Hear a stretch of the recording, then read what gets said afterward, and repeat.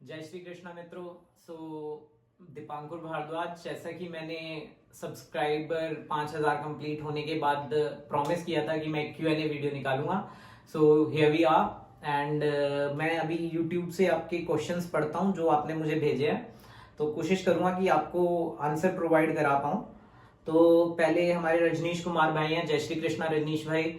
Sir, आपको कविता लिखने की इंस्पिरेशन कहाँ से मिली? स्कूल कॉलेज में आपका फेवरेट सब्जेक्ट कौन सा है? And please sing your favourite Bollywood song.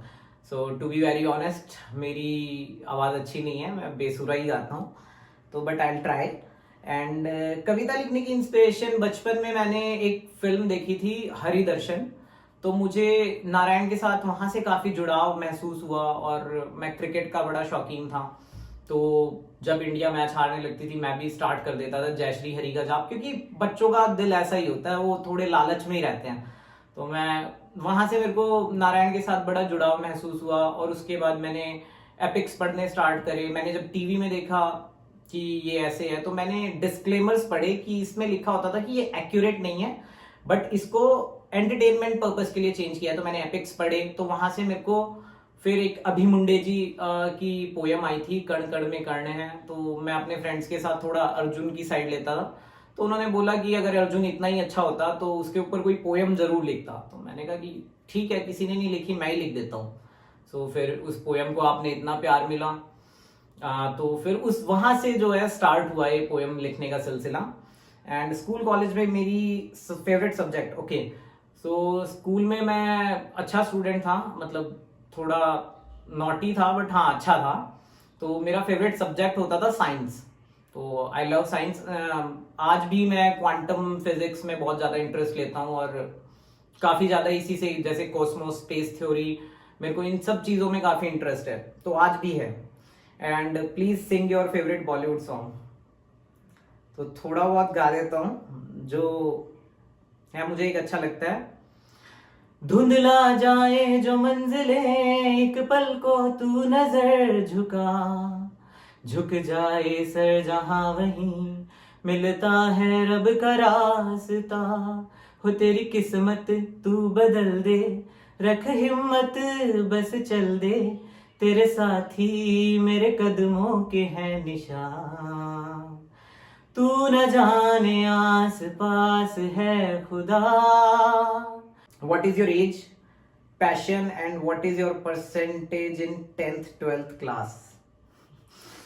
ये तो इंटरव्यू वाला क्वेश्चन हो गया, बट आई आंसर। मेरी एज अभी 20 प्लस है एंड पैशन मेरा कह दिया जाए तो ऐसा कुछ फिलहाल तो देखो, पैशन अभी पोइट्री लिखना आप लोगों ने बना दिया है, तो ये पैशन हो गया है। बट मेरे को क्रिकेट बहुत ज़्यादा पसंद है और अगर आप इंस्टाग्राम चेक करते होंगे मेरा, तो उससे भी आपको पता चल जाएगा। लिंक इंस्टाग्राम का आपको डिस्क्रिप्शन में मिल जाएगा, तो वहाँ से प्लीज़ फॉलो करो। तो मुझे क्रिकेट पैशन लगा लो, और पोइट्री का भी अब बहुत ज़्यादा शौक लगा है न्यू। तो परसेंटेज 10th में मेरी 82% थी, 12th में 84 थी, और ग्रेजुएशन हो गई आपकी। संकेत पाटिल भाई का क्वेश्चन है, तो संकेत भाई नहीं, actually due to some family issues मेरे को जॉब जल्दी स्टार्ट करनी पड़ी 12th के बाद, तो ग्रेजुएशन में नहीं कर पाया। Love your poems, keep it up, thank you brother, दिल से थैंक यू। एंड चिन्मय जी, ये काफ़ी हमारे जो है रेगुलर व्यूअर हैं, ये काफ़ी हमारे साथ जुड़े रहते हैं। तो आपकी हॉबीज़ क्या है? आपका फेवरेट प्लेस कौन सा है? इतनी कम एज में स्पिरिचुअलिटी के प्रति इंटरेस्ट कहाँ से आया? ओके, सो मेरी हॉबीज़ हैं, वैसे मेरी बहुत सारी हॉबीज़ हैं। क्रिकेट खेलना, मेरे को बुक्स पढ़ना पसंद है, नॉट सिर्फ एपिक्स। मेरे को ब्रिटिश लिटरेचर भी मैंने काफ़ी पढ़ी है, निकोलस स्पार्क्स पढ़ा है, और the power of subconscious mind, और जो जोसेफ मर्फी की बुक है, और एक रॉन्डा बर्न की द सीक्रेट है। ऐसी बुक्स मेरे को पढ़ने का काफ़ी शौक है, तो मैं पढ़ता रहता हूँ ये चीज़ें। और फेवरेट प्लेस अगर बात की जाए तो देखो, मेरे को, I am not a beach person at all, and मेरे को पहाड़ बड़े पसंद है, और मेरे को श्रीखंड महादेव मेरी फेवरेट प्लेस है। श्रीखंड महादेव, अगर आप भी कभी विजिट करना चाहें तो हिमाचल में श्रीखंड महादेव है, तो वहाँ आप जा सकते हैं। बहुत ही अमेजिंग ट्रैक है, तो वहाँ जाए आप, ट्रैकिंग का मजा ले सकते हैं वहाँ पे। तो टफ ट्रैक है बट इट्स बियॉन्ड अर्थ, अलग ही लेवल है वो। अब कल्पना वाघ जी का क्वेश्चन है, which is your favourite epic and which character inspires you the most. So मेरा फेवरेट एपिक अगर देखा जाए तो महाभारत जो हमारा महाकाव्य है वो मेरा फेवरेट है, क्योंकि उससे हमें, उसके हर एक कैरेक्टर से हमें कुछ ना कुछ सीखने को मिलता है, चाहे वो पॉजिटिव हो चाहे वो नेगेटिव हो, तो हमें बहुत कुछ सीखने को मिलता है। तो ये हमारे ऊपर डिपेंड करता है कि हम नेगेटिव की तरफ आकर्षित होते हैं, हालांकि दिस इज कलयुग तो नॉर्मली लोग जो है नेगेटिव की तरफ आकर्षित होते हैं। But the character which inspires me the most, there are two characters actually. The first is very obvious, सबको ही पता है, अब तक अंदाजा हो गया होगा, गांडीवधारी Arjun, and second one is Guru Drona. और नोट करें, मैं इसमें श्री कृष्ण भगवान का नाम नहीं ले रहा हूं, क्योंकि उनका तो मैं भक्त हूं, तो वो तो मुझे इंस्पायर क्यों नहीं करेंगे। तो बट गुरु द्रोण और अर्जुन, इनसे हमें बहुत कुछ सीखने को मिलता है। अर्जुन से हमें सीखने को मिलता है कि सीखने की कोई उम्र नहीं है, तुम हमेशा सीखते रहो, अपनी जिंदगी में हमेशा सीखते रहो, क्योंकि अर्जुन के बहुत सारे गुरुज थे। ऐसा नहीं कि उन्होंने गुरु द्रोणाचार्य से शिक्षा ली और खत्म, बस उसके बाद नहीं सीखा। उन्होंने देवराजेंद्र से शिक्षा प्राप्त की, संजीवनी विद्या प्राप्त की, और भी बड़ी चीजें प्राप्त की। पाशुपतास्त्र की जो विद्या है वो उन्होंने प्राप्त की भगवान शिव से, और उनके गुरु बलराम भी रहे, और उनके गुरु भीष्म पितामह थे, कृपाचार्य ने उनको शिक्षा दी जो उनका चाइल्डहुड था तब। गुरु द्रोणाचार्य तो उनके गुरु माने ही जाते हैं। तो इनसे सीखने को मिलता है, और द्रोणाचार्य से सीखने को मिलता है कि लाइफ में कितना भी स्ट्रगल आ जाए, अगर तुम्हें अपने ऊपर विश्वास है तो तुम आगे बढ़ सकते हो। बिकॉज उन्होंने गरीबी देखी, बहुत कुछ देखा लाइफ में, बट उनको अपनी विद्या पे भरोसा था, और उनका एक एटीट्यूड था, ब्राह्मण एटीट्यूड, कि या आई कैन डू इट, मेरे पास इतना ज्ञान है, मैं कर सकता हूं। तो उस टू डू एटीट्यूड से वो उन्होंने अपने बेटे को राजा तक बनाया। तो यही चीज थी, उनकी विद्या का अपमान हुआ, उन्होंने अपने विद्या का मान दोबारा हासिल किया।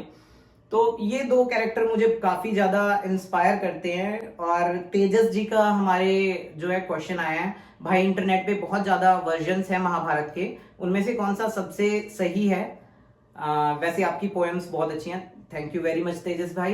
एंड इंटरनेट पे बहुत ज्यादा वर्जन्स हैं महाभारत के, आई नो दैट। एंड मैं बताना चाहूंगा आपको कि मैंने एक्चुअली 3 वर्जन्स जो हैं महाभारत के पढ़े हैं। तो उन्हीं के बेस पे, तो जो सबसे ऑथेंटिक वर्जन मैं मानता हूं, जो सबसे सही वर्जन है, वो बोरी क्रिटिकल एडिशन है महाभारत का।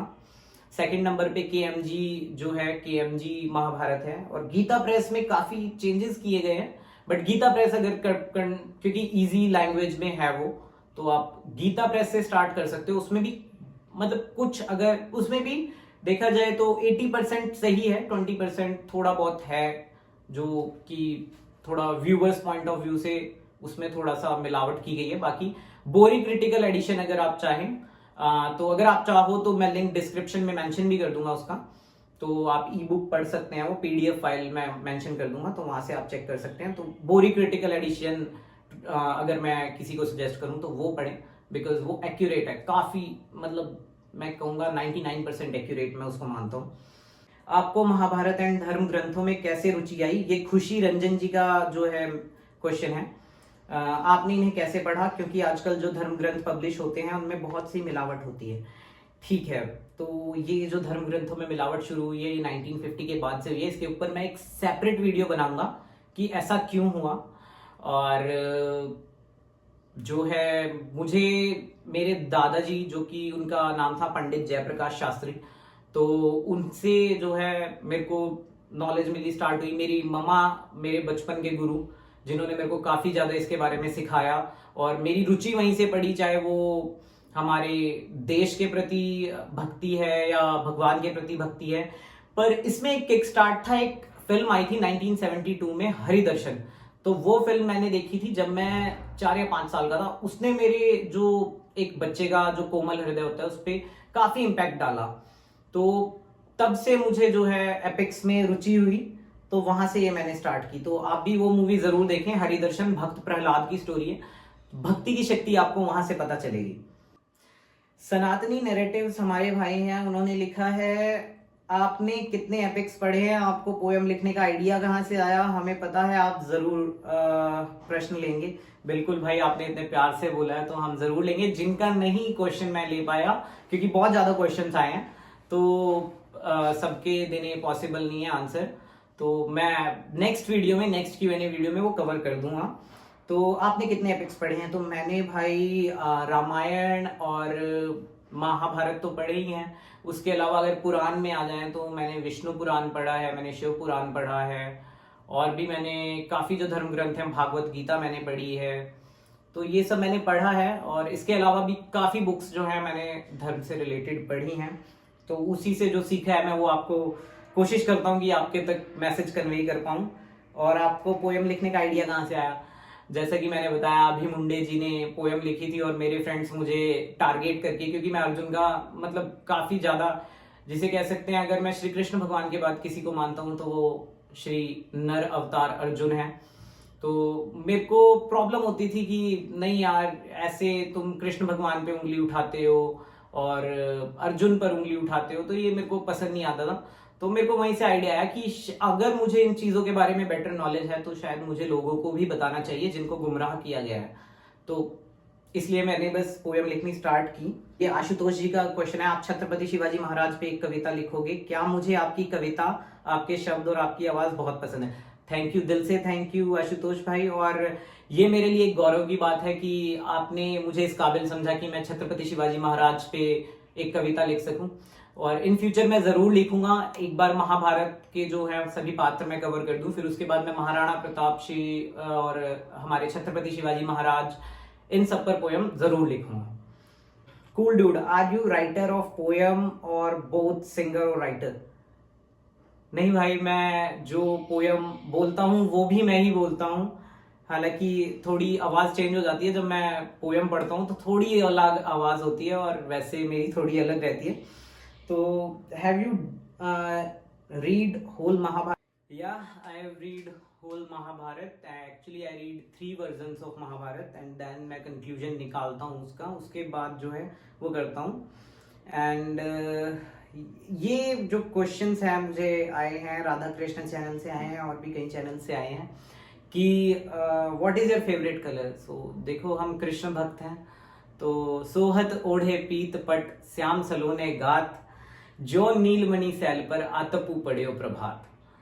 तो मतलब कृष्ण भक्त हैं तो हमें जो है येलो कलर ही पसंद होगा, ऑब्वियस सी बात है। और नीला रंग भी पसंद है कि, तो और जब ये येलो और ब्लू मिक्स हो जाता है तो हमें ग्रीन कलर भी पसंद है। तो इस पे कोई दो राय नहीं है कि हमें येलो कलर सबसे ज्यादा पसंद है। और एक क्वेश्चन जो सबसे ज्यादा आया है, वो काफी लोगों ने मेरे से पूछा है कि आप कर्ण के बारे में इतना बुरा क्यों बोलते हैं? तो मैं कर्ण के बारे में कुछ बुरा नहीं बोलता हूँ। एक्चुअली मैं मानता हूँ वो अद्भुत योद्धा थे, बट उनको जो टीवी सीरियल्स में बढ़ा चढ़ा के दिखाया गया है वो मुझे ठीक नहीं लगता, टू बी वेरी ऑनेस्ट। क्योंकि हमारे धर्म ग्रंथ हैं, हमारे धर्म ग्रंथों से कोई छेड़छाड़ नहीं करनी चाहिए, क्योंकि वो कोई राजा रानी की कहानी नहीं है कि तुम उनसे छेड़छाड़ कर सकते हो।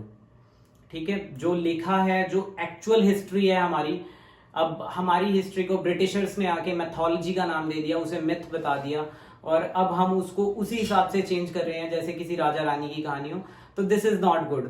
जो है वो एक्यूरेट रखो, ठीक है? क्योंकि हम लोग डिस्क्लेमर में नहीं पढ़ते हैं कि उन्होंने साफ लिखा होता है कि ये महाभारत से प्रेरित है, ये महाभारत नहीं है, इसको मनोरंजन के लिए मॉडिफाई किया गया। ये सब वो लोग नहीं पढ़ते हैं, उनको लगता है अच्छा सूर्यपुत्र कर्ण में ये दिखा है तो यही होगा, बट ऐसा नहीं है। Karna was a great warrior but not that much great, and उसके बारे में काफी झूठ जो दिखाए गए हैं। और एक्चुअली मैं जब किसी भी वॉरियर की पोएम बनाता हूं तो उसमें जितने भी वॉरियर्स हैं उन पे जो लांछन लगाए गए हैं वो सिर्फ कर्ण को ग्लोरीफाई करने के लिए लगाए गए हैं। और ये ऐसा क्यों है, इसके पीछे मैं एक सेपरेट वीडियो बना दूंगा कि कर्ण को ग्लोरीफाई क्यों किया गया। एंड एक क्वेश्चन आया था कि महाभारत के टाइम पर जाति व्यवस्था पर आपके क्या विचार हैं? तो सबसे बड़ा जो कर्ण को ग्लोरीफाई करने में हाथ है वो जाति व्यवस्था को हथियार बना के, वो जो है आजकल के टीवी सीरियल्स वाले बोलते हैं कि कर्ण की जाति के साथ भेदभाव, but at that time in the Mahabharata era, जो टाइम था उस टाइम पे कोई जाति नहीं होती थी। उस टाइम पे सिर्फ 4 वर्ण होते थे, ब्राह्मण, क्षत्रिय, वैश्य, शूद्र। और जो सूत पुत्र होते थे वो कोई जो है निम्न जाति के लोग नहीं होते थे, या निम्न वर्ग के लोग नहीं होते थे, निम्न वर्ण के लोग नहीं होते थे। सो जिस किसी की माता ब्राह्मण और पिता क्षत्रिय होते थे वो लोग सूत पुत्र कहलाते थे, तो ये कोई निम्न वर्ग नहीं हुआ। तो ऐसी जो है हमें गलत इंफॉर्मेशन दी गई है कि निम्न जाति से थे अंगराज कर्ण, जबकि ऐसा कुछ था नहीं। तो ये चीजें हैं, और मैं हेट नहीं करता। आप देखोगे जिन भी योद्धाओं के ऊपर लांछन लगाए गए हैं, जैसे गुरु द्रोण हो गए, उन पे लांछन लगाए गए हैं, तो वो सब कर्ण की वजह से ही, कर्ण को ग्लोरीफाई करने के लिए ही उन पे लांछन लगाए गए हैं। So guys this was first Q&A। I hope आपको पसंद आया होगा। तो अगर आपको मेरे सवालों के जवाब अच्छे लगे हैं तो आप प्लीज लाइक करें, कमेंट करें और शेयर करें अगर ये इंफॉर्मेटिव लगता है आपको तो। एंड अगर आप न्यू हैं तो प्लीज सब्सक्राइब माय चैनल, और इंस्टा ट्विटर जो मेरे हैंडल्स हैं उनके लिंक डिस्क्रिप्शन में नीचे दिए हैं, आप वहां पे जाके मुझसे इंस्टा पे बात कर सकते हैं। I always reply on Instagram.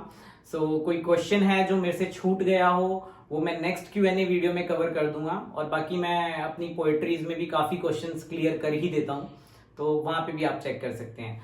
And जय श्री कृष्णा मित्रों, टिल द नेक्स्ट वीडियो।